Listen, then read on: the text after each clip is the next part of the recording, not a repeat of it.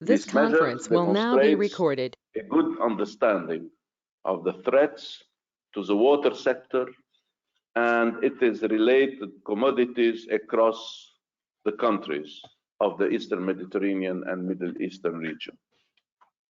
However, the evaluation of the identified adaptation measures relieved that the implementation and the financing process of the measures have so far been insufficient. So we will discuss all these items together in details. Professor Adriana, Dr. Elias, and ourselves, all of us, we will interact about those important related adaptation measures. The assessment of the effectiveness of water-related adaptation measures emphasize the need for improving the use of scientific evidence in decision-making in order to attain climate resistance and water resilience and water security in the region.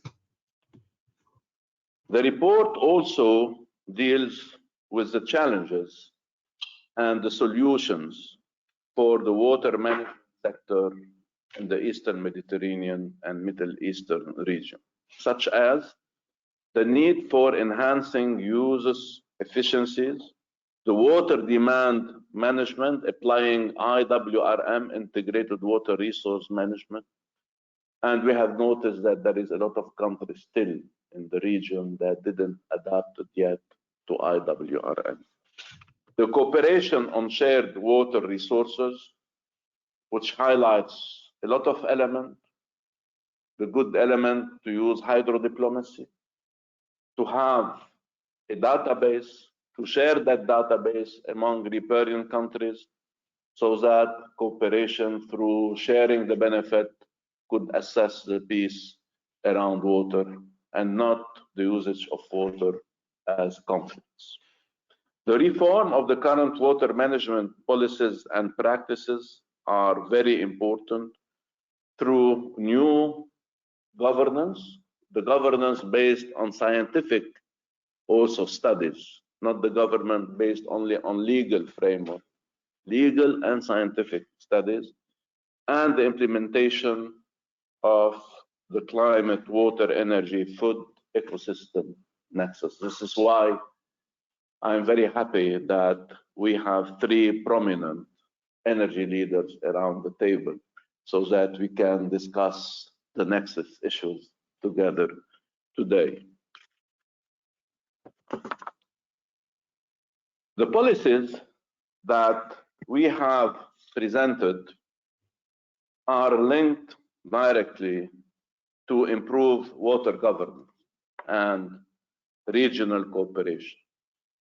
Allow me to say that after more than 25 years of working in the water and energy sector, I could say that without cooperation, we won't be able to establish or implement any policy in the EMME region.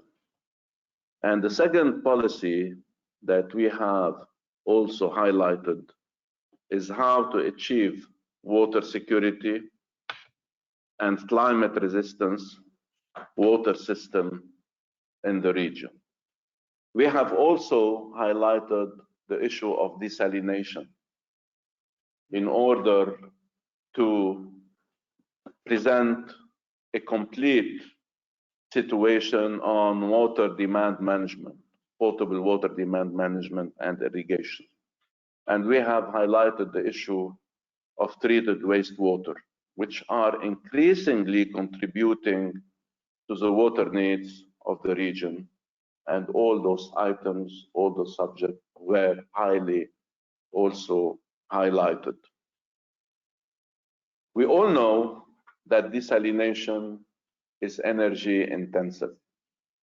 And we call also for all our fellow experts, all our decision makers to follow the example of the Cyprus Institute by adopting our project in Proteas.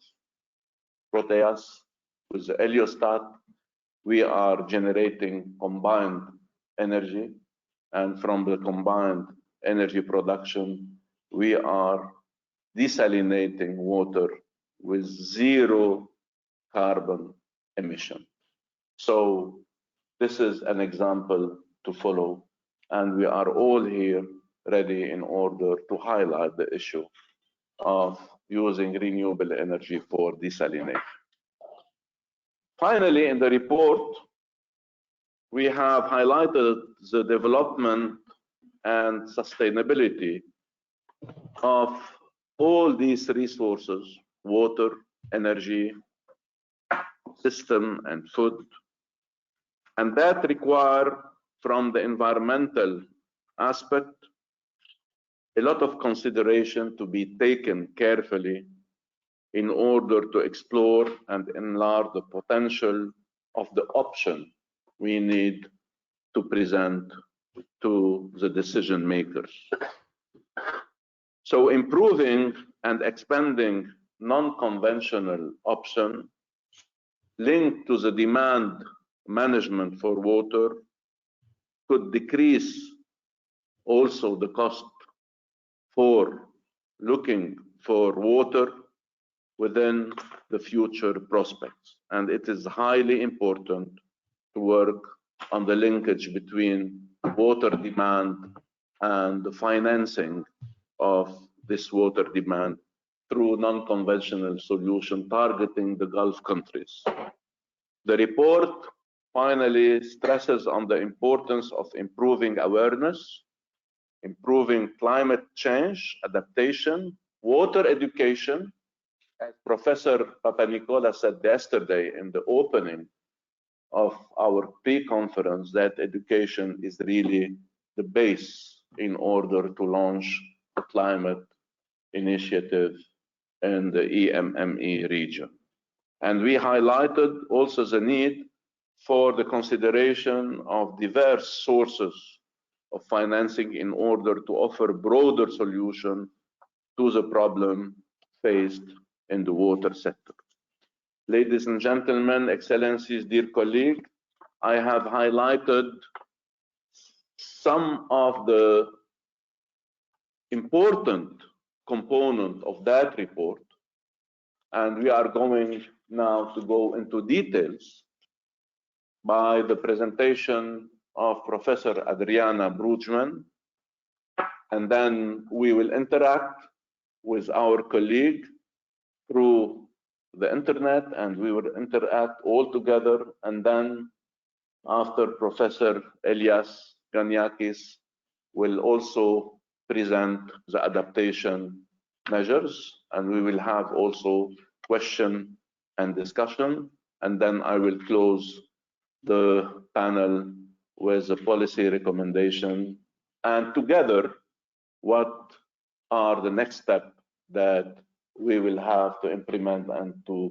improve within the water task force, and how are we going to make the liaison with the energy task force and also with the food, also in order to secure WEF and ecosystem for the region. Thank you so much for your attendance. Thank you. I pass the floor to Professor Adriano. Thank you, and also the microphone. I want to really open the floor to the panelists and the people, our experts online. So our report, it's water, but we have an interdisciplinary task force. We all have expertise on water, but we have civil engineers, agricultural, environmental engineers, economists, social scientists. So we have a diverse input. We worked both on research and policy issues, although we are not policy experts. We have the leadership of Dr. Fadi Komer, who has a long-term experience, but we are not policy scientists. So in our report, we integrated the research and the policy. Those are research and policy initiatives. And now we are separating them again a little bit, but it's very clear that the science needs to serve the policy. The science needs to have an impact, otherwise the science has no value. we are in a water scarce region. There are still people without safe and affordable access to water, SDG 6.1. A number of countries are performing very poorly in integrated water resources management. These are some of the highlights we find in the SDG indicators. Climate change is there, our region is getting hotter and drier, and we need to adapt. So our focus should really be on how we can adapt in the water sector.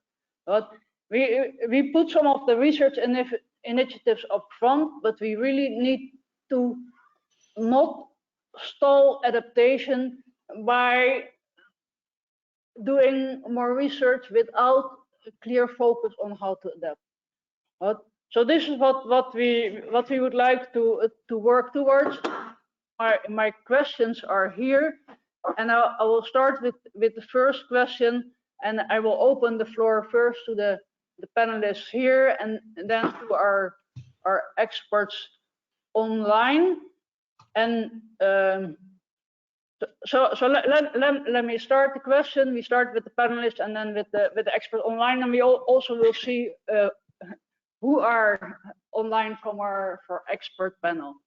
So our first question in terms of research, right? How research can contribute to adaptation for the water sector in the region is that we need to increase hydrologic monitoring, modeling, and alert systems for developing climate resilience of water systems in the countries of the region. So how should we go about this for the region, not only considering water resources, but also considering water quality and pollution. If you have less water, there's less dissolution, degradation, so the quality of the water is also becoming poorer if we have less water. So I would like to open the floor to our panelists for this first question, monitoring and modeling, and how we can do this better for the region. I believe, first of all, the countries have to agree and come together and agree that they're going to accept monitoring before we enter into the technical, because the technology is there and everything is there. Actually, it's just the countries, at least of this region, that have political conflict, or that Iraq, Turkey.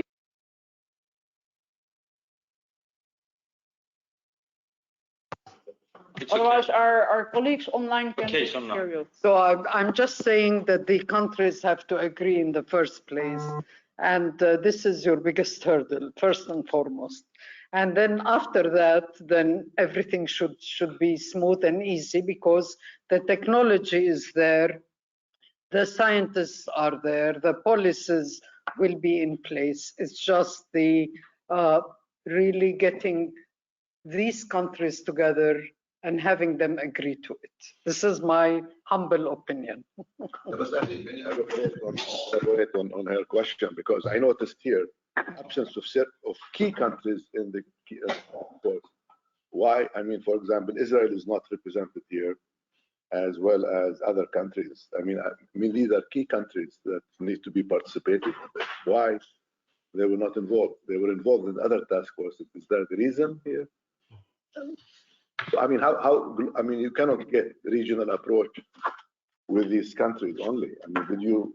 And also, I mean, you have a lot of information available from ESCWA, RICAR, all these other centers. Question is that what was the contribution of this task force in addition to these other reports? So this task force, RICAR already, their report is more than 2 years old, right? So this task force reviewed the science, right? So reviewed also the work of RICAR and some newer work also on climate change, the state of the art. It's a little bit different what we are doing, right? This is the scientific review. We looked at all aspects. RICAR is more focused on what are the climate change, hydrologic modeling, and can tell us. But it's a you know it's a scientific review, and then how we can move forward from this. We are already, I mean, they had the modeling, and it was a little bit of a different effort. Yeah. If I may add something also, is that within the water management concept, that was in the late 80s a sectorial management. We directly shifted under IWRM, Integrated Water Resource Management, and then we have completed our IWRM concept by applying IWRM on the basin level, taking into account all the stakeholders in order to apply IWRM. Within the two components, IWRM, as we all know, has two components. The vertical component, which is the technical one, and the horizontal component, which is related to governance. We have found it with Adriana and Elias, after mapping the whole system of the EMME country, the whole system, that there is some countries who didn't apply either the vertical or the horizontal. And there is some countries who had applied only the technical component, with leaving the horizontal one, the governance, because they didn't want it to go through capacity building, to go through really reforms in their country. And the issue of non-conventional water was really highlighted. And in fact, we have discovered that without hydrological measurement, we won't be able to launch hydrological modeling. And we emphasize on the cooperation between the countries, the whole countries. As for example, the Jordan River Basin, we have started with His Excellency Minister Shaddad Al-Attili and with Jordan, an initiative on the Jordan River Basin. But also this initiative should be completed and highlighted by a database and sharing database. And this is a big problem. And here I go directly to what Sharmeen has stated, that the countries should be aware that without sharing data, we won't be able to combat and to adapt to climate change. This is what I wanted to highlight to the question of Dr. Kamal. You have to convince them that they will benefit. If they are convinced that they will benefit somehow, they will accept to share that. Yeah, I think from here, and then Dr. Khalid. Well, building on, I think I agree, the starting point is the cooperation and sharing of information. Let me also highlight that one of the bigger challenge of our region is that most of our water is groundwater and shared water, and that complicates the matter of understanding our water. I think that the basis of cooperation and sharing needs a lot, as you mentioned, and as the report clearly mentioned, the evidence base. You really need that information. I think the challenge, and here we're lucky also to have, in addition to multidisciplinary, key and excellent negotiators, Dr. Fadi, Dr. Shaddad, Dr. Omar, who are negotiators on water issue and on shared water issues. I think that people, and as Sharmeen was saying, they have to understand, it's not the information of what is the water quantity, what is the water quality. This is established scientifically, you can get that information. I think the challenge is, what do you plan to do with it? And how do you plan to use your policies to manage it? How do you, knowing that you will be losing so much as a result of climate change, as a result of reduced precipitation, as a result of more evaporation, how do you plan to manage this? And this is where maybe this is the basis where you establish, and this is where you can maybe not hide the information, but keep your cards close to your chest. Not how much quantity you have, but how do you plan to negotiate? What do you give in for what? Water versus energy. You have a whole panoply of policy options. The other thing on RICAR, and thank you Adriana and Dr. Fadi for mentioning that the use and the usefulness of using the RICAR model. And I want to say that as you said, it's 4 years old, and what we're doing is now doing the modeling, the RICAR modeling at the scale of 10 kilometers. That will give more precision, and that will zoom on the Mashrek region, which will allow, and as Dr. Fadi said, it will allow to do basin level monitoring. And the famous thing that he's been promoting, the river basin organ. We really need, then you come back to the sharing of the riparian and the joint management. This is the ultimate. But you need the basis, you need the information, and you need the science really to be feeding into the policymakers. Thank you. Yeah.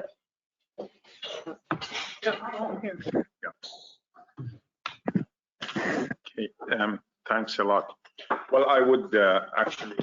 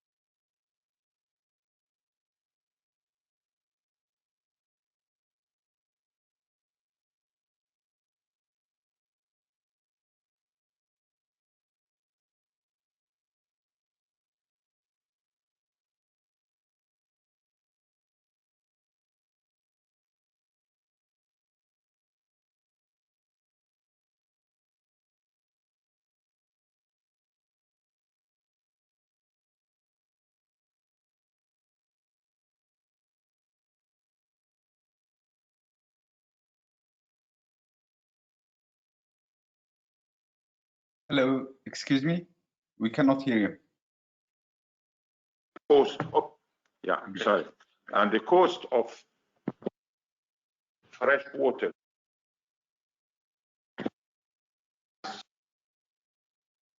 was about it. We did a presentation to our Minister of Water.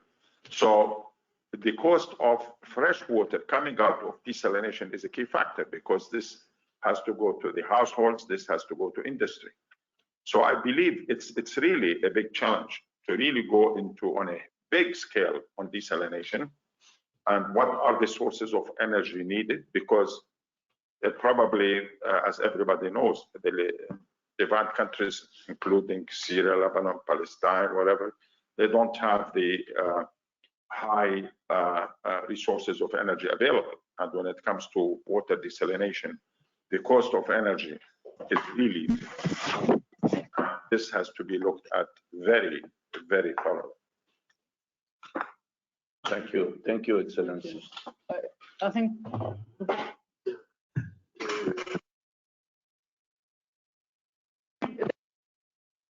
all at the same time. Like, try to answer the question you raised, but also have some comment on what has been said. And let me start with Dr. Majdalani by saying the word cooperation. Yani all people talk about cooperation, but frankly, no one is engaging in. Just recently, I was with Dr. Fadi Kumera at the Dead Sea, having your excellent book, the ISCWA report on the shared river basin, which is really an excellent document that serves providing data that people, countries, they're not sharing. So all the data in your book, okay? And yeah, people, they don't like to share issues. In one of the cooperative project called EXACT, which name establishing a data bank in the region, even for the title, they didn't agree, and we just added S and data banks. So each country would like to bring its own data, even on the shared resources. So in the Jordan River, so Jordan has its own data, Palestine, Israel, Lebanon, and Syria. This is why when we say cooperation, we shouldn't just say, because I used to say cooperation and go to something else, but we have to figure out that cooperation doesn't exist. And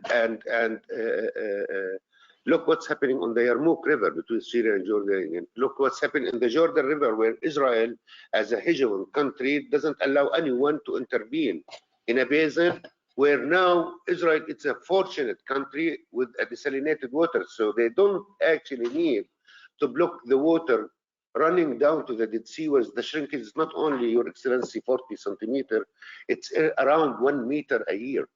Okay, and it's vanishing if there is no intervention. And we had a serious initiative, and we signed an agreement 2013 on a regional water sharing, saving the Dead Sea. Okay, but unfortunately, in our region, there is things that doesn't go in the right direction. You don't know why, and that brings us to your first question, which the question should be how science really inform the policy. You said in your report, almost of the coastal aquifer are affected with the seawater intrusion, so almost of them saline. And why it's saline? Because of over abstraction. Why over abstraction? Because there is water scarcity everywhere. And in Jordan, they start hitting the fossil water at DC aquifer. Okay, even with some radioactive elements, but they said we're gonna drink it because they don't have other alternative. Okay, and alternative is really costly, and when it's costly, as whether in energy or in the capital investment to build the 350, Jordan require around 2 billion. Who's gonna give 2 billion in a region that's not stable even? People, they do care about their money, about their return on investment, but you have to enable the environment for investor to come and step in, for investor to come and build renewable energy. There is plenty of desert in Jordan, and since more than 10 years, we were saying that Jordan has to invest in renewable energy. And when they did, and when they reached to more than 1,500, 2,000, Jordan issued a decree to stop this. It's against logic. It's against the trend where the whole world going green, and Jordan know that they need this renewable. And here is three prominent leaders in energy. When I read this, I just called my dear friend Sharmin, could you please explain how come give it to Palestine, Gaza, there is no electricity there. Why not? If there is an extra energy in Jordan, why not just send it to Gaza? As Dr. Kumer saying, IWRM, integrated water resource management, then you have to engage all energy, food, water in a formula that really works. Just to conclude, in our region, wallahi, since more than 20 years, we're hearing that the agricultural consuming 85%. In more than 80 years, people talking about water scarcity, and we're talking about IWRM. And in today's meeting, we're talking about same figures, which means there's a problem. 20 years. What about all the strategies that we did? So there is a problem either in implementation, or we're not serious, or we are people just used to say words without really implementing it, or there is some missing link between science and policy that you need to enforce. يعني احنا ان الله يسعى بالسلطان ما لا يسعى بالقرآن. You will not understand this. It's just by force you can implement things. It's not because we Arab and we don't like force, but sometimes you need to enforce your regulation in order to people not to over abstract. This is why monitoring is important. So you tell people, farmer or those who's illegally abstracting, to stop and punish them because they are affecting the whole national policy. Sorry, Yani, but there's plenty of things to say, and it's good that we're here 3 days so we can really talk more about this issue. So I return back, cooperation. We need to know what does it mean, cooperation, and how we seriously cooperate. And it's, just because if we want to make change, we shouldn't say things and we just go beyond without really addressing how to implement cooperation, how to produce less water with less energy cost, how to make change in our region. Sorry, Yani. It's very important. So we very much appreciate your intervention, and it's good. We need stronger policy frameworks. They need to be enforced throughout the region. But this is very clear. We need more integration. So one answer there, and then we go to the people online. So people online, be ready. We have one more intervention from the room here, and then we go to the online participants. I just want to comment on the issue of increasing the solar energy into the grid without limitation, and we know very well. It's good to say, but when it comes to the engineering, it doesn't work, because with solar energy, when you introduce more solar, you are also affecting the grid stability and the frequency, because solar is intermittent, and this period during which the sun shines. So first of all, increasing solar energy beyond the limit will increase the cost of electricity, because solar is not base load, or not generating. So you cannot just put a solar plant for water desalination.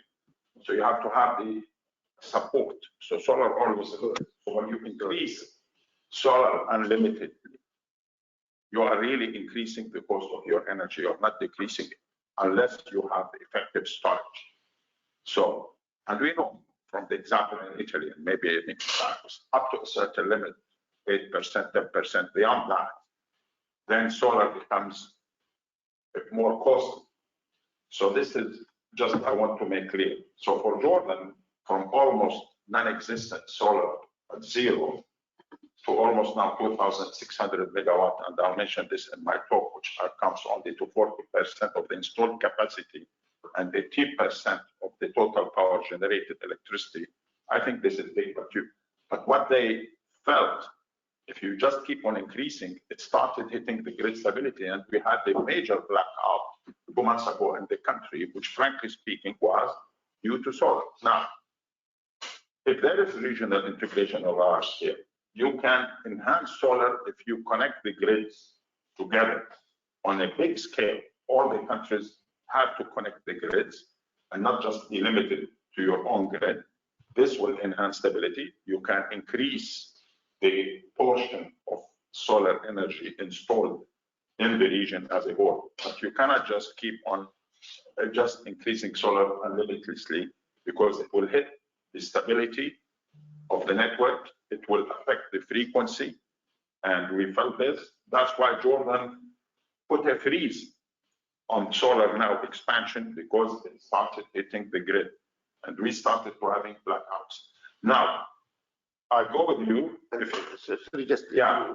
And why you didn't build the needed? It's already connected to Egypt, 500 megawatt, to Syria, to Palestine, 50. But you need billions to really investment, and not just you have to really do what they call the double network and the ring. It's not just, you have really to build an infrastructure, a grid infrastructure. Now in Europe, I think they did it right, because they have now integrated the grid among several European countries. And this basically allows for the exchange of electricity between the countries who overproduce to those who demand. And this is not existing in the region today. So you really have to work on the grid integration, which they are doing, but it needs big investments, it needs time. And that's why actually, when it comes to solar in Jordan, I think they reached a limit where it started hitting the grid stability and also the cost, as I've mentioned, because the more solar you do, it means at night you have to have another source of power, which would replace this source of power at night.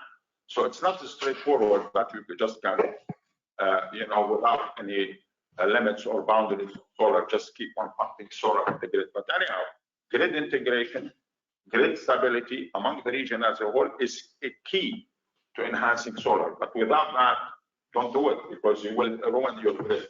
Okay, but there is something very much from water to energy, although we understand the nexus. We have one reply here, because I think I agree with you, and then we go to the online participants. But we have today concentrated solar power and new technologies of concentrated solar power with troughs.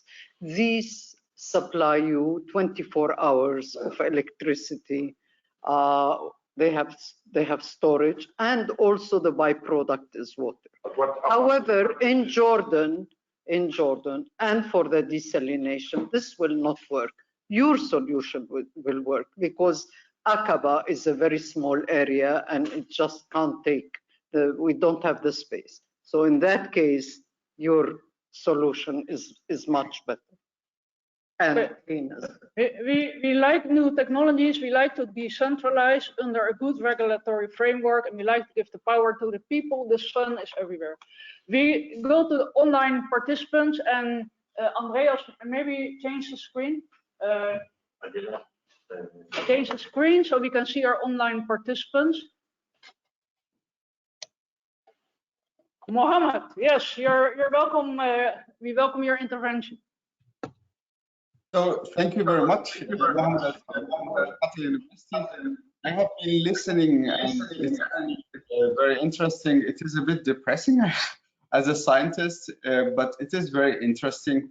I work also in water cooperation on socio-economic things, and it is absolutely true that cooperation is lacking. I wanted to say, to come back to our role as scientists, or what we did in this report. So I think this is a very unique report, because we have collaboration from basically different regions. In the EMME region, we are heterogeneous. The Gulf countries, for example, have very different problems, but still we are facing the same challenge. And whether we cooperate or not, it will come. It is climate change, and we are vulnerable. So the question is what we can do, what we have done as scientists. I mean, what we have done in this report is really to highlight some policy instrument and to compare what countries do and which instruments are being implemented. This is, I think, is an added value. What I would like to ask from the excellencies and the eminent policymakers here is, what do they want from us to highlight? We cannot solve the cooperation issue. We will not solve the development issue. We can really highlight some cooperation areas. We can highlight some new instruments of cooperation of the willings. Maybe for me interesting out of this report to come up with clear initiative, who cooperate with whom, on which issue, and really to highlight instruments that maybe the policymakers are not aware of, whether we are talking now about climate finance. It's a big part of like the Green Climate Fund and others. We have also very good finance, development finance instruments from the Gulf and so on. So this is, I think, what we can do, and publish this and disseminate this and bring people together. Thank you. Thank you, Mohammed. Could you also identify your background and your university? I mentioned I'm from Qatar University, so I'm representing Qatar.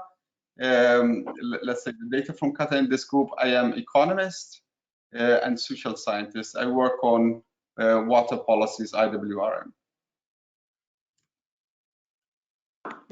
Thank you, Mohammed. The floor goes to Professor Mimiku. Professor Mimiku, first give your background and expertise, your university, your country.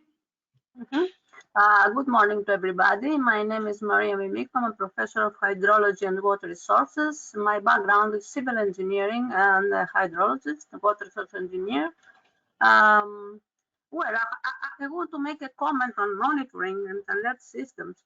I think that they are very important because are connected directly to the existence of data, which is a crucial point for hydrology, field data, and also on the reliability of the data. And alert systems are closely related to the safety of the people against extremes. So the problem is that they need a lot of funding. And they don't have a direct gain. I mean, the decision makers and the politicians do not know or do not understand the gain they have from this, let's say, the benefits they have from this kind of actions. So it's our role, I think, and the people's role who are suffering from extremes and all this negative phenomena related to the water cycle to convince them first and find the benefits they have from this kind of actions, and then activate or motivate them to give money to finance monitoring networks and alert systems. In Greece, we have serious problem because, let's say, 3 decades ago, I was, let's say, the section head of hydrology of a public power corporation. We had something like 1,500 stations for measuring meteorological data. We had a lot of stations, let's say 200 for measuring discharge, the discharge of rivers. And now, because of the very high, let's say, cost of this kind of measurements and of the network existence and maintenance and all these things, they are less than half. And not only this, but they are not data. When you gain data from the monitoring networks, you need to assess and find further, secondary treatment and third treatment. To obtain discharges, you have to have measurements in field, and then you have to calculate the state discharge rating curves, etc. Therefore, I think it's a difficult thing, and I think it's up to us to publish papers or to publish memos and monographs to convince these people what you gain when you have an alert system to avoid floods, let's say.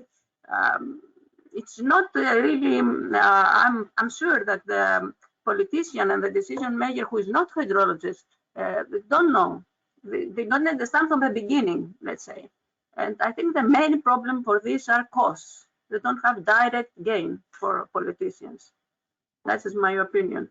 And that's that I think that we have to deal with that. How many papers exist to show the tangible gain of a network? I mean, how much we lose from not having a good network in Greece? Who is calculating this? We have to calculate that and then go further and convince these people to finance. This is my opinion. Thank you, Professor Mimico. It's clear. I mean, there's a lot to gain from science, but science also need to make it more clear what there is to gain to convince policymakers. So there need to be better interaction between science and policy. We have GVP Met, Razi. You want to comment? Because we're running out of time for the research, and we need to move to adaptation. So I think we will close the research. Although we had one question, but we addressed also the third. We missed a second, but I think we should move on because we still have adaptation and policy. Or Dr. Yes.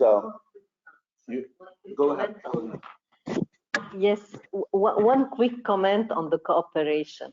It's very difficult to convince. We know that, and Dr. Shaddad would know how much it was difficult to produce that piece of paper.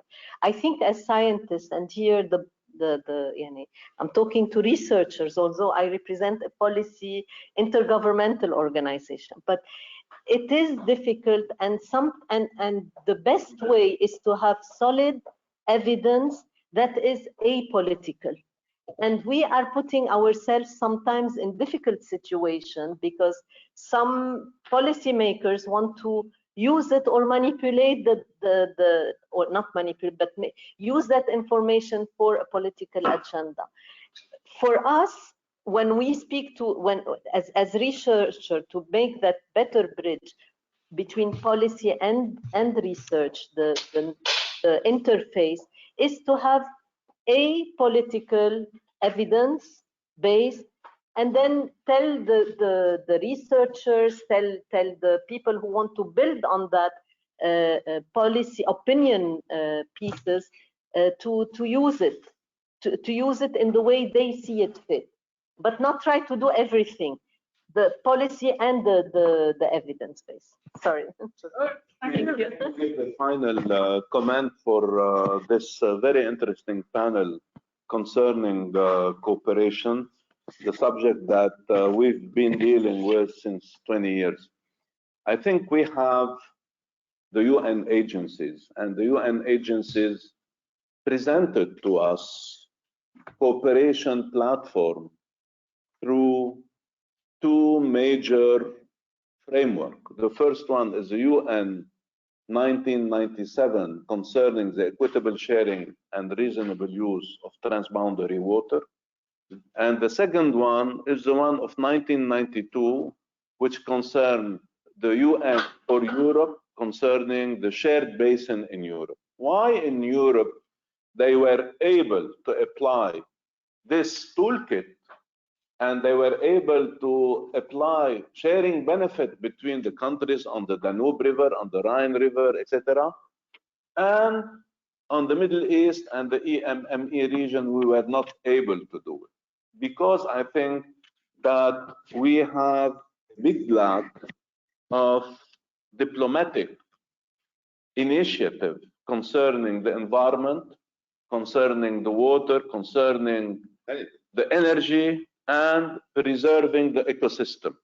And I feel that through the climate change initiative that Cyprus is leading, targeting all the countries of the EMME region, and the coordination of the Cyprus Institute within those 13 task force, we will be able to enhance a new diplomacy for climate change, applying to those countries and convince them to share the benefit from the cooperation between them, to share the benefit based on adaptation, based on those UN toolkit that we might use one day. And why not proposing a water agency for the EMME country? And this water agency can promote the sharing of information between the country. This water agency can promote how we need to plan and define future projects for this area, and how to secure water for the population and convince the countries that without cooperation, we won't be able to make adaptation plan for this region. So why not promoting this EMME water agency through cooperation? Your Excellency, Dr. I may allow, there is an important factor aside from all this, which is the capital, either sharing of capital or capital financing. All these projects, when we are talking about hundreds of millions of cubic meters, need big capital investments when it comes to new projects of water. Now, most of these countries which you have mentioned, aside from the Gulf countries, they are capital poor now. So when it comes to building a big desalination plant, when it comes to water conveyance system, because in many of these cases, the centers of population are away from, let's say, the water resources, you need capital. And to be frank, I think the issue of capital has really to be highlighted, which is not there. And I do believe this is the major issue. To be excellent, we can work together, but at the end of the day, and I know this from real cases which I can discuss. You know, if you talk about, let's say, the Dead Sea, Red Sea Canal, they have been talking about it now for almost 35 years. I attended in the Dead Sea conference, probably Palestine was there, Israel and Jordan, and His Royal Highness Prince Hassan presided over it, and they were talking about dead red and so on. But when it came to capital, finding the capital, these are projects in billions. Somehow the capital was not there. So the issue of capital investment has to be addressed. And the issue of allocating resources between countries and seeking capital, either from international agencies or from whatever, or private sector, or private, physically. This is what we are going to highlight in the second conference. Thank you so much, Dr. Tukan. Let me pass the floor to Dr. Elias Garniakis to talk about the adaptation measure of our report. Thank you, Professor Sakomer. Thank you, everybody. So a large part of the report was about the policies and the adaptation measures in the region. So in order to better understand the policy landscape, we reviewed all, with the help of the members of the task force, the national adaptation strategies and plans, plus the national communications reports and the national determined contribution reports, in order, as I said, to have a better understanding of the policy landscape of the regions. And we ended up, as Professor Comer already mentioned, to 54 adaptation measures that more or less shows a good understanding of the climate threats to the EMME region. From this exercise, this was a desk review, and then we asked the members of the task force to assess, based on their expertise and their knowledge, the level of implementation of the adaptation measures and the effectiveness of these measures on addressing the main threat in the region, that is the reduction of renewable water resources and the increase, on the other hand, of the water demand. And we find, discussing within the task force, a great range of commonalities, but also a great range of divergence. And one of the main findings we have was the financing. How can we sustainably finance this kind of adaptation measures? This is the most urgent thing we need to address, I think, on the way. So and one of the solutions, let's say, that emerged during our review and discussion was the formulation of public-private partnerships that can be a solution to this kind of constraints. But the question arises, how can we regulate this kind of formulation and give incentives to this kind of formulation in order to somehow achieve a sustainable financing of water-related adaptation projects, which the main constraint, as Professor Karas already mentioned, is the capital fund of this. So I would open the floor to this first question, which is, I think, very important. There is one issue which is that water projects are not really so profitable. It's not like energy. So I don't know that public-private partnerships sometimes would work out. And this is one thing to consider. There should always be green funds, grants, whatever, from, you know, donor countries. But Or the Paris Agreement.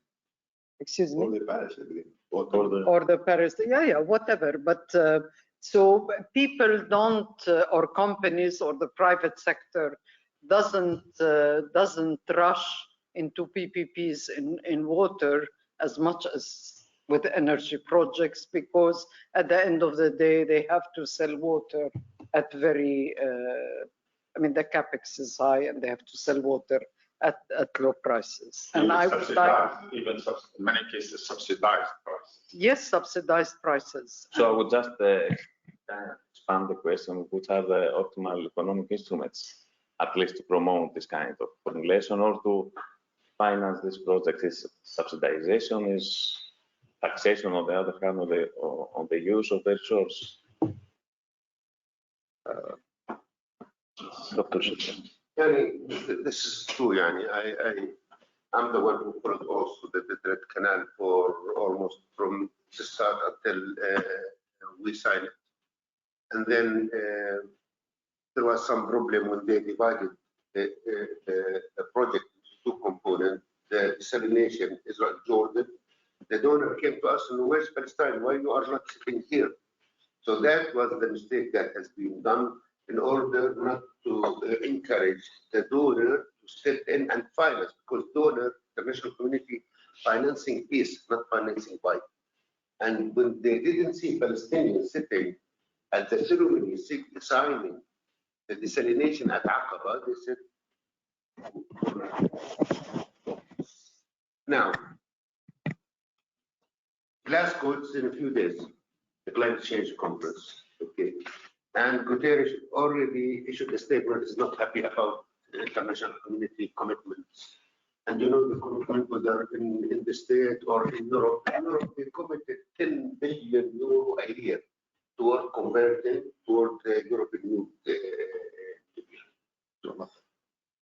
It's an excellent statement you said, Charmaine. It's people, they don't make money out of water, okay, because water has a fundamental human right, something like that. But why not? We are not the one who's responsible for destroying the climate, or the one who's behind the climate change. We are the one who's bearing the consequences, and we are the one legitimate to receive funding to address adaptation, mitigation, resilience, all this stuff. And one of the recommendations that has to go out from the Cyprus as the hub for climate change, that certain fund, it's a must be given to the East Mediterranean, Middle East, and Africa. We shouldn't also forget the third country. It's a must. Okay, okay. So in order to be able to finance a huge project, okay, yes, the Green Fund. Then in France, this our friend Ambassador Dr. Oda, Mr. There's Ozando, okay, that all project or they're putting 1% of water income to financial to international cooperation on water. Okay. Now, because of the nexus and because of importance of water to food, energy, ecology, health, everything, water is an important element in it. Why not other sectors funding the water? Why not issuing a decree, whether national or global, that this percentage that comes in the energy sector or food sector has to go to water? Why not? Very good point. This is why we should tackle the issue through the WIFI, the water energy food ecosystem issue. And this is why I feel that any multiple practice project which concerns WIFI will be interest to be funded. But this does not put us between a breaking wall, not to finance private involvement in the efficiency of the water network. We all know that the efficiency of the water network in the region is about 60% or less than 60%. So the private sector involvement with the know-how can push for more efficiency for the potable water sector at medium and long term, to go from a 55% efficiency towards 70% efficiency. And that does not require big investment from the donors or from the government. And if we tackle irrigation, and Adriana knows a lot about this subject, 70% of our irrigation in this region is based on surface irrigation, and 30% are drip and sprinklers. So how are we going to shift the way around? It will not be shifted only by investment, but on capacity building, because the irrigators, and Adriana, maybe you can talk a word about that, the irrigators has ancestor knowledge, and they will develop this through the families, Dr. Elias. So maybe we need to, of course, invest and make capacity building through these two items, the efficiency of the network in the urban region of the EMME country, and the agricultural also, to shift from 70% of surface to 70% of drip. And this will give us a new water mass that we can use it for our future generation, and we can use it to expand also our water dissemination. We have 40% loss of water from the pipes, leaking pipes. Only the private sector could help on that, because they have their know-how, they have their sensors on the network, they have all the equipment in order to monitor this. Dr. Elias? I give a small feedback on irrigation. We are in a water environment. The farmer has 4 fields, he irrigates 1.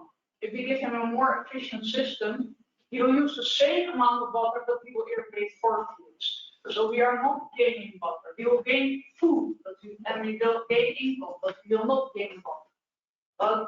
So this also requires very strong regulatory frameworks and enforcement. Right? So it's not. So I'm gaining virtual water. Virtual water. Gaining virtual water. And acknowledge to Tony Allen, our so we really need to look at, it's not an easy solution. We need to look at it in the complete scope, and for sure capacity building is very important. The micro. Yeah, actually, I fully agree with that. And this is one of the challenges. We all promote water energy nexus, but sometimes with solar energy, with solar pumping, you end up pumping more groundwater than unless it is properly regulated. So I would like to add to that that we really need to have strategic food system policies that emphasize smart agriculture, that emphasize climate resistant type of agriculture, that brings brings us also to cooperation, because with better cooperation that brings a better trading system, at least intra-regionally, that will help us save water. I wanted to comment on the issue. I fully agree that water is underfunded from the green funds, and there is tomorrow I'll give maybe more details on that mismatch between what the priority from the region is in terms of funding and what we are actually getting. That it's unbelievable. But there are 2 points here for our policymakers and our researchers. One is that in all the nationally determined contribution papers that were presented, water is not quantified. They have quantified energy because it's easier to fund. But they don't quantify water. There are many reasons for that. Sometimes it's difficult to quantify adaptation.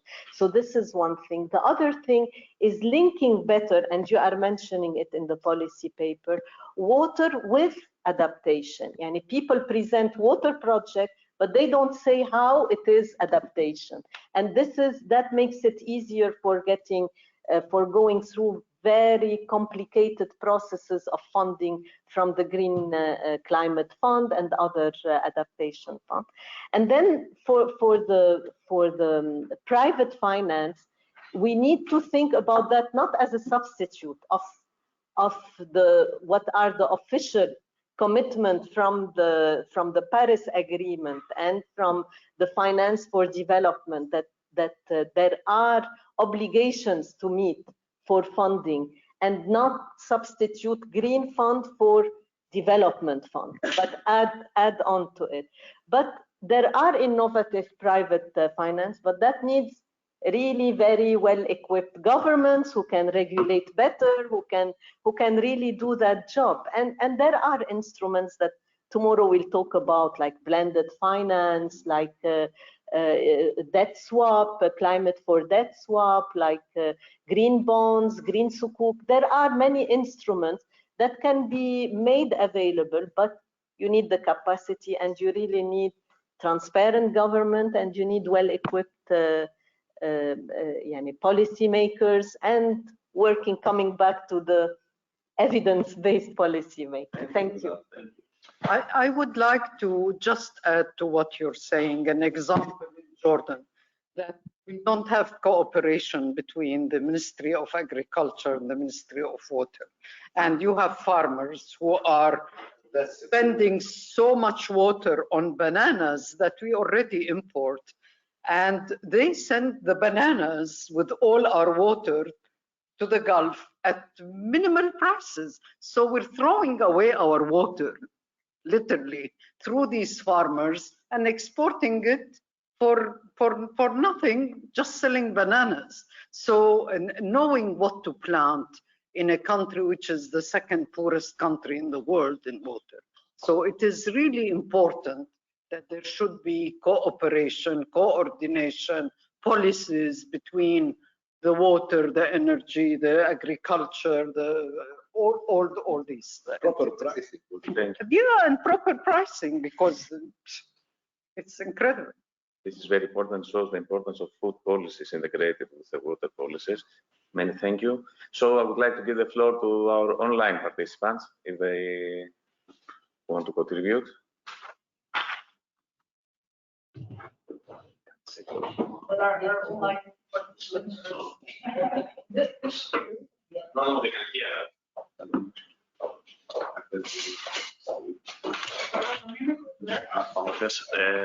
Professor Mimikou, yes, the floor is yours. I would like to make a comment on the private companies' participation in the water infrastructure. As you may know, water infrastructure, water-related infrastructure is very expensive. It needs a lot of investment, reservoirs building, water supply networks, agricultural networks, irrigation networks, and the cost recovery of such works is not easy. I mean, it's difficult to recover the cost. That is why I think private financing is difficult in this area. I think that we have to emphasize as previously said, in the water, energy, food thing on the sustainability of ecosystems, where the role of water is very important. And then we can see the benefits to increase. I think that it's a kind of more policy than science here to, push the private sector to invest money with the public. Don't forget that water is a public good, and therefore it has to be given to people without taking into account the cost or the benefit. That is why you have to be very careful. And as is previously said, irrigation water is a very important sector in all this area. In Greece, you have 86% of water consumed by the irrigation, the agriculture, but 40% of this water is lost. Therefore, it's a kind of cooperation between the Ministry of Agriculture and the Ministry of Water, of the Ministry of the Infrastructures, water-related infrastructure, to have an agricultural policy, let's say, to have plants where you have water.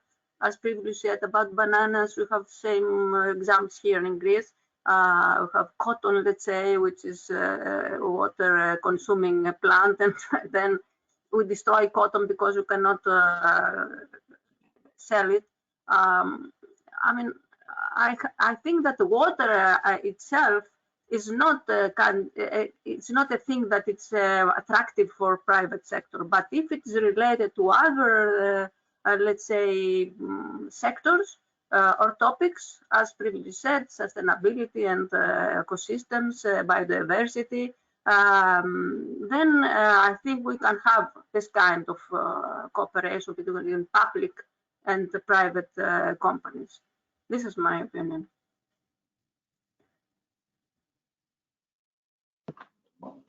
We totally agree.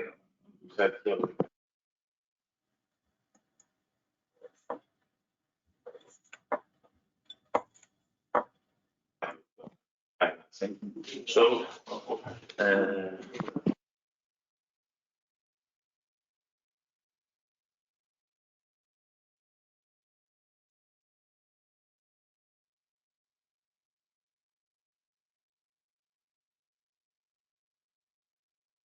the adaptation plans in the strategies and the plans of the countries across the EMME region.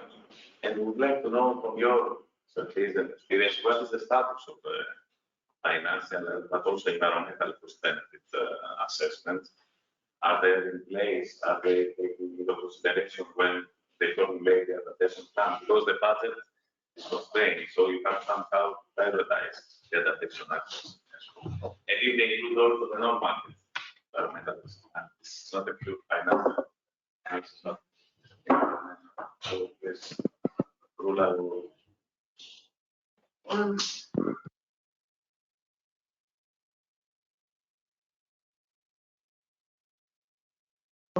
Okay.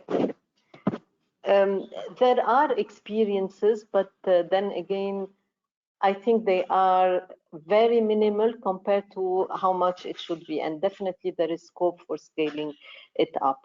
There are, as I mentioned, Egypt, for example, has embarked on a sovereign green bonds to finance adaptation, and they are very well advanced in that, and that gives them also the possibility to decide when they negotiate with the donor. This is the type of projects we need, rather than to be supply driven. They have a clearer idea, and this is why it's very important to quantify what you need in terms of adaptation project. I know that some of the, like for example, when you're working on a groundwater project, they are difficult to quantify, as opposed to when you want to do renewable energy.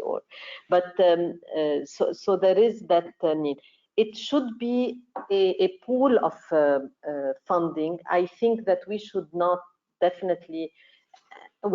go the way that it's private to forego the needed concessional loans and the needed concessional finance and the needed grants for water, because this is, as Dr. Shaddad said, this is a human right.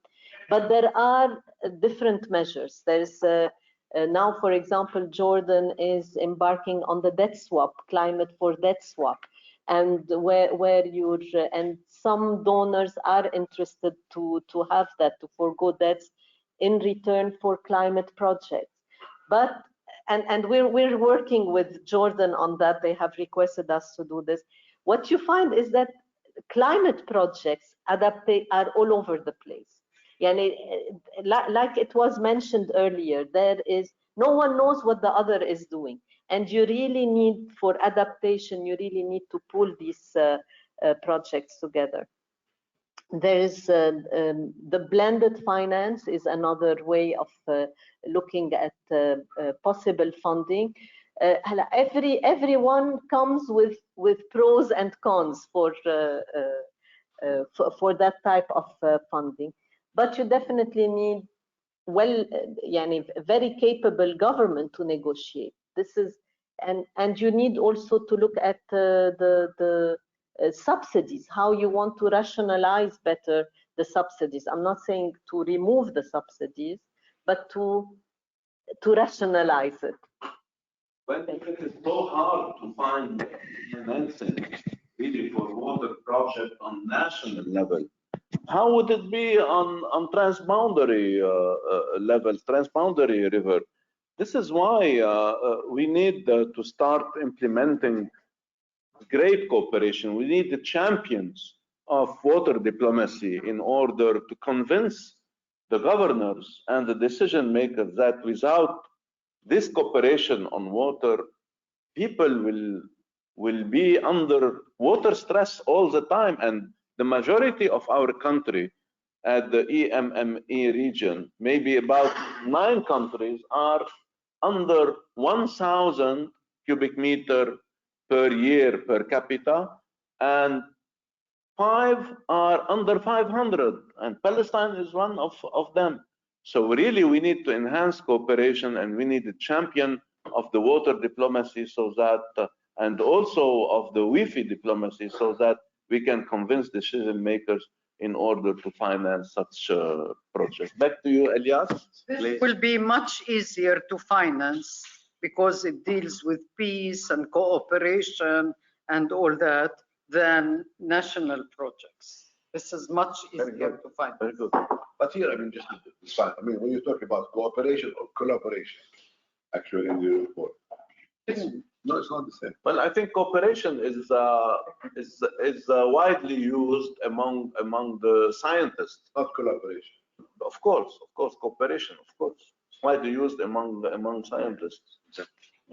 Okay, I think we talked enough, at least for these 2 hours workshop for the financing. So I would just like to have one response about the gender issues and the youth participation for the related climate change adaptation process. What are any critical steps in order to achieve a higher participation? Because it's also emerged as an issue in our response that could lead to an improved water governance. Why gender is important here? Scientific papers have shown that it improves the water governance. It's something that we don't. I think that first of all, we need to deconstruct stereotypes, because we always think that women don't have a role in this. Women are part of this is access to water is universal. When you say access to water, like in the SDGs, access to water is universal, you are already including women in that. And so children. It's and children and the young people. So I think it's very important to involve women at all levels in the process, and to take the gender dimension at all levels from the inception of the project, because first of all, they are good decision makers. When they have proved to be very strategic, they are capable. You really have to make sure that they are part of that decision making, as well as when you do projects at the local level, and they have the ownership of the process. So I think there are what are the critical steps? Yes, involving them at all levels and from the inception. Take that. I give you one example of a project that we did on upscaling renewable energy in rural area in the region. we had the gender component from the beginning. The project became a gender project anchored in renewable energy, and it was very successful, and it was very much accepted by the community. Women, when they came to the training, they brought their husbands, their brothers, their children. This is it's a sine qua non for the success. If you don't have gender in it, you are sure that you are not going to be successful. The women run households, and they are the ones who conserve the water if they have the awareness. They are the ones who would teach their children. They are the ones who are working in absolutely. So it is crucial that they are part of all this. Very nice. It's important to stress this kind. Absolutely, absolutely. In rural areas, everywhere, and we have a lot of women, by the way, working in installing solar panels in the villages, and we have women plumbers who are good looking. How can we link the gender issue to education of water education?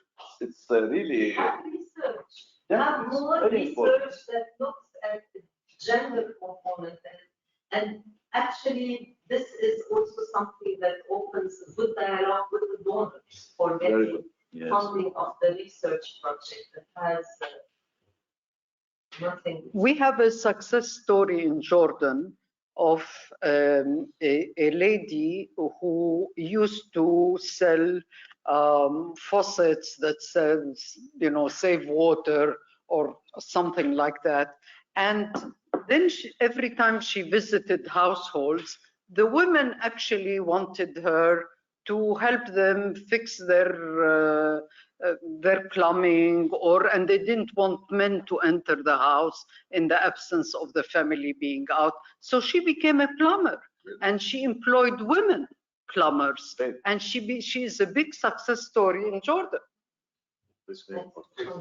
Let me thank you. Shall we?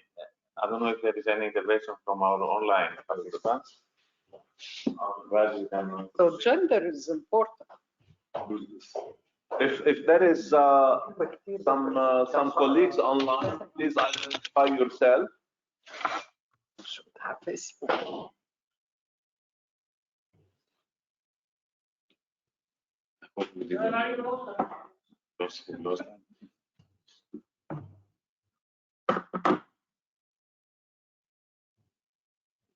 Reconnect again. I mean, maybe a last question that I would like to put on the floor for, of course, Adriana and Elias, and also our dear colleagues and guests, is how to involve NGOs in these adaptation measures.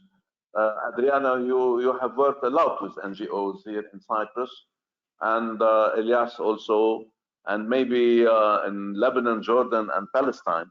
I think NGOs has a big role to play in the adaptation measures. How can we involve them more in these measures? Can I have any reaction?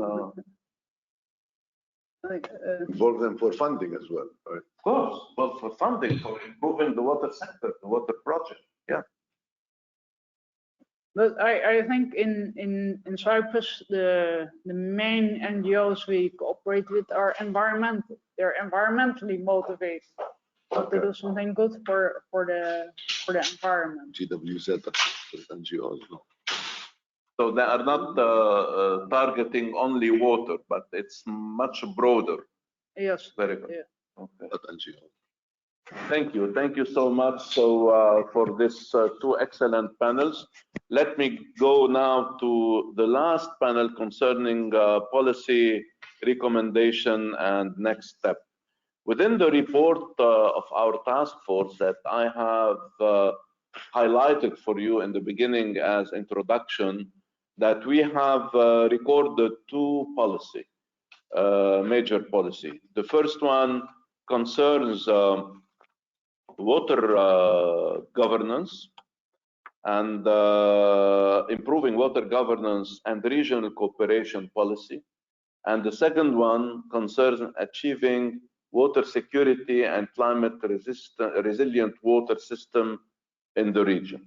Concerning the first one, improving water governance and regional cooperation, the policy aim, as you know, to enhance good reforms in the country based on IWRM at the basin level in order to consolidate a new water governance concept based on science, and also to launch transboundary cooperation starting on the science field first and then shifting after to the diplomacy and other field. The first pillar concerning this first policy is to enhance institutional capacity of water-related authorities and integrated strategy for water resources adaptation to climate change. We need to enhance an awareness process on water resources adaptation to climate change.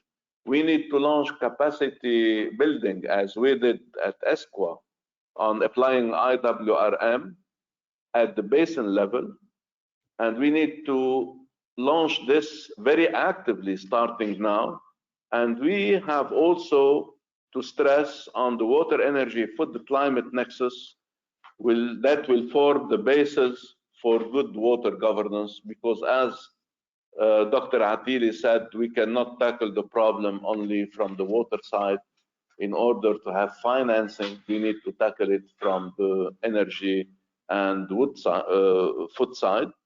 And of course, we need to develop data platform in order to contribute and achieve the sustainable development goals in the region. The second policy, achieving water security and climate resilient water system for the region. We need to serve as a framework for ensuring safe and affordable drinking water and sustainable irrigation solution. We need also to develop climate resilient water system and to highlight economic and environmental cost and benefit on water measures identified at the National Climate Adaptation Plan, regional strategy. And we need also to highlight the communication needs that should analyze and prioritize the stakeholder that has to work on water, energy, food, climate nexus through transparent processes, as Dr. Majdalani said too. Before tackling those three questions, enhancing transboundary water, energy, food, and ecosystem in the region also give us a big energy in order to promote transboundary cooperation, not only on surface water, but we have also talked about the groundwater, because 70% of our transboundary water in the region is groundwater. It's used in order to secure water and irrigation. The data platform at the basin level should include both surface water and groundwater, because we always think about the surface water. So now we need to emphasis on the groundwater, and we need to emphasis on maritime water so that we can lead achieving SDGs 2, 6, and 7, and to avoid future conflict over the resources. This is why at the Cyprus Institute, we have organized 3 weeks ago a Wi-Fi conference, online Wi-Fi conference. And we have proposed to build a knowledge hub at the Cyprus Institute for data collection, for scientific governance issues that will facilitate the access to climate, water, energy, and food information. And today we have also recorded a very important recommendation is to build a water agency for the EMME region. The river basin regional authorities could help promoting IWRM at the national level and the regional level. So let me now pass to the questions that are in this third panel. Question one is, how can the countries of the EMME region strengthen the capacity building for the water sector to support water governance capacity? The second question, how can the water, energy, food, climate nexus contribute to achieving climate resilience and water security in the region?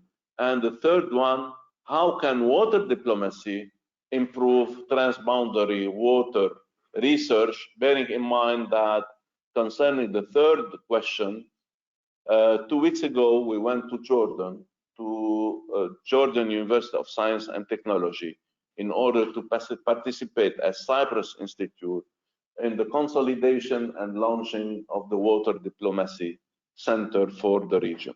So I put those three questions between your hands, and I would really like to have your reaction on those questions for this last panel. Dr. Shaddad, go.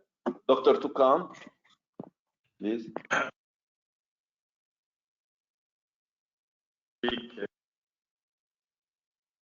When it comes to water diplomacy, I do believe water, it's a matter of life or death. And to be frank, I do believe it should be viewed in a sense that water is not an element of political control. And let me be clear and frank. In the 90s, before the Arab countries signed a peace treaty with Israel, Israel was seeking, by all means, any joint project with the Arab countries. And they were talking about the Dead Sea, Red Sea Canal. And I know Jordan and the Palestinian Authority were really willing to go forward. And as I said, in the 90s, I attended a meeting in the Dead Sea in 1994, presided over by Prince Hassan and Shimon Peres. That was in 1994. And I was the Dean of Engineering then, and I was called as part of the technical team. Ironically, the whole thinking shifted from the Red Sea Canal to talk about the Mediterranean Dead Sea Canal. And to be frank, that is clearly seen as a source of water, but totally controlled by one state, which namely Israel. So to be frank, we cannot just look at things that innocently, because some states in the region look at water as an element of control, or at the same security resource. Security and also control. Control. So to be frank, I think, let's be realistic, less countries open to each other. And now with the climate change hitting everybody, because I know maybe Israel now saying, okay, I have now built desalination plants on the Mediterranean, and I'm happy with it. While maybe Jordan and Palestine are shrinking into the poorest countries in the world in terms of water, and we are hitting it. Just while I was talking to you now, I received on my WhatsApp news that our Minister of Water just met today with probably pressure maybe from the US and so on, with the counterparts in Israel, and they agreed that Israel should provide Jordan with additional quantities of water in order to increase their share of this. So to be frank, when it comes to water, I think everybody has to play on a fair and square, playground. That water shouldn't be viewed as an element of political control. And talking about diplomacy and sharing that's good. I think this is the way. But water shouldn't be used as a source of political pressure or, taking control. Talking to what our minister Shaddad said, because I know for a fact our late Minister of Water, Zafar Alim, was going to sign a trilateral agreement in 2005 on the Dead Sea Red Sea Canal, which unfortunately now seems to be dead. And those days, we received a call from the World Bank just a few hours before it was taken that the signing has been cancelled. So let's be clear that water should not be used as a source of political control, and it should be a fair playing field for all countries in the region. Thank you, Your Excellency, Dr. Tukan, for this very important highlights concerning the issue of water as a resource to be politically controlled.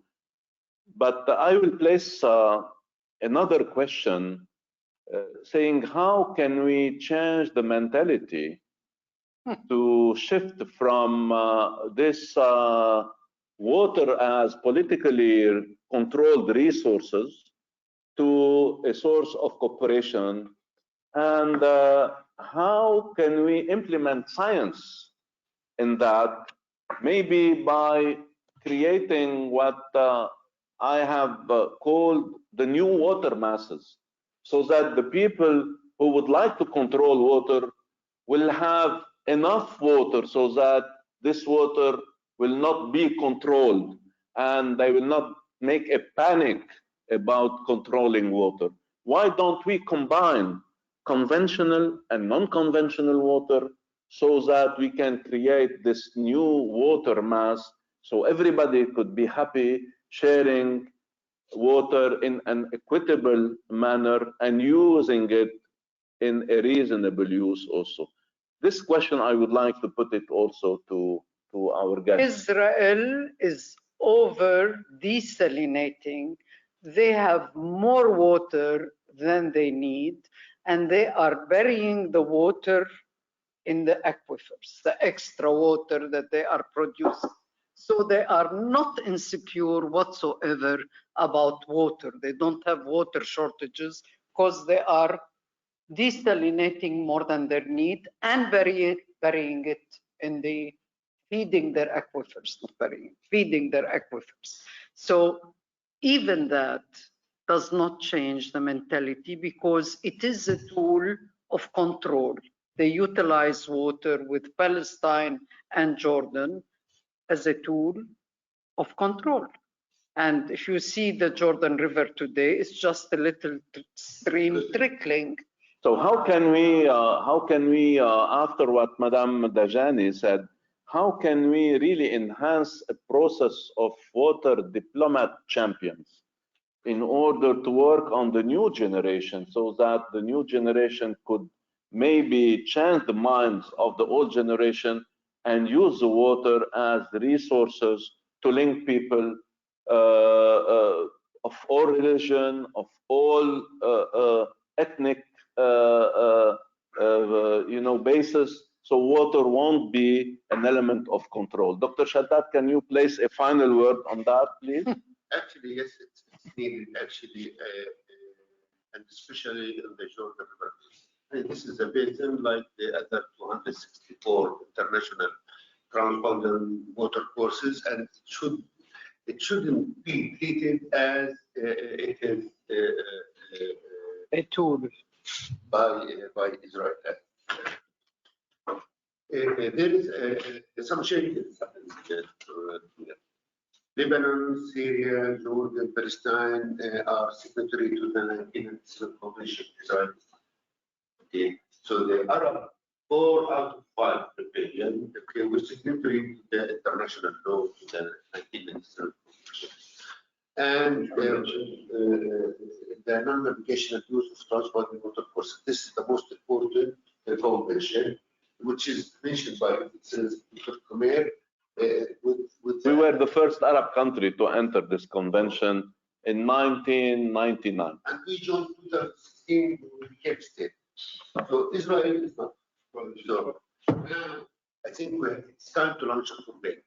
As Dr. Dajani said, Israel declared 3 years ago that Israel is no more water scarce country. Okay, but now, as of today, they are producing around 750 million cubic meters of desalinated water, and they're putting the aquifer in the national water plan. And they are looking for a client. And where is the client? It's the Palestinian. Okay. As of today, we are purchasing 90 million cubic meters. And yes, they are about to sell you an additional 50 million, and they will not enable the national project. Why? Because when it comes to bring the brine, you cannot send the brine to the Dead Sea. This is because it's international. If I can stop it, Jordan, Palestine, Syria, Lebanon, anyone object of registering the brine in the Dead Sea because we are all riparian and it belongs to us, the Dead Sea. Anyone can object, but we will not object as Arab from Jordan, but Israel, well. Then, to be frank, why didn't the countries object on destroying the Dead Sea? This is the biggest environmental disaster. Well, since now we have talked about desalination, and there is an excess of water for the demand management for the years to come, why don't we really give a push to the water diplomacy in order to improve? Now, as Israel is a water secure country, okay, I think its campaign is needed just to tell them Israel has to ease its control, okay, to apply the international law when it comes to the Jordan River Basin, giving the Palestinians their water right from the river, allowing this cooperative attitude. But they do link this water and we shouldn't forget that all countries, okay, is committed to the SDGs, and all countries they are reporting on a daily basis about their achievement with regard to the SDGs. Your 0.3 water diplomacy is less than 6.5.2. Okay, so their country has to report what they did in terms of cooperation and on the boundary of the courses. So we do report the Jordan River, Lebanon, Syria. So we have to link all these things to countries reporting and work with SDGs, because this work doesn't differ. It should be a complementary to the SDGs, because SDGs there are countries reporting as well as climate change is there, water is there, hunger is there, poverty, energy, private sector, and all these, okay, it's there in the SDGs. And to this regard, countries are launching national plans, okay, adaptation, for example, to climate change. There is each country there to have this step. And the best way to improve and to respond to this, that we have to carry out a sector reform. Water, energy, in agricultural, and it's not really that expensive. Okay, and it cost us around 3 up to 4 million with the help of the international community, and we did the water sector reform, and we figure out that we have to work with other, because agricultural has to save words. Energy, even the Social development, affordability. So we found ourselves talking to all people because water is involved in everything. And my point, in 3 years, we were able to put a new water law 2014. I was behind it and we close. Which means that, one of the most powerful document in terms of water governance, but the challenge is the implementation. Just maybe 5% of the law is implemented at the country. This is the problem. So in conclusion, you need to run reform in the sector, addressing the water governance, addressing the use of treated wastewater, reduction of surface water in agriculture, and all this stuff. Once you do the reform, the bylaws and enforcement, okay, in order to make a change, not to get the situation, but just to introduce the country to a shape for the future. Thank you so much. Let's give finally, as a conclusion, a big hope concerning the Water Diplomacy Center that the Cyprus Institute and the Jordan University of Science and Technology and other institutions are welcome also to join us. Let's give hope that water will be a shared resources in order to achieve peace. And I'm really confident that through the climate change initiative that the government of Cyprus and the leadership of our institute, we can arrive to convince the governor that we need to adapt and we need to present climate change adaptation plans in order to secure the future generation. I would like to thank our prominent guest, His Excellency Dr. Shaddad Atili, His Excellency Dr. Khalid Toukan, Professor Kamal Araj, and Dr. Majdalani from ESQA, to thank also Professor Adriana, to thank Professor Elias, and also to thank the prominent energy lady of Jordan, Madame Dajani. Thank you so much. I think you will be very successful as Cyprus Institute because you're non-Arab, because you are independent, and you can work with all the parties in the East Mediterranean, and they would listen to you because somehow the Arab League failed for certain reason. They were not strong enough. All the policies never worked out. There were no conclusions after Arab ministers meeting each time. But I think an independent entity in Cyprus, which is not Arab, will be very successful. Thank you so much for this conclusion, Madame Dajani, and thank you for all the input that you have placed in this panel. Thank you so much. Thank you. Thank you also to our online guests also and scientists. It's a matter of ethics. Dr. Khalid, the report is available.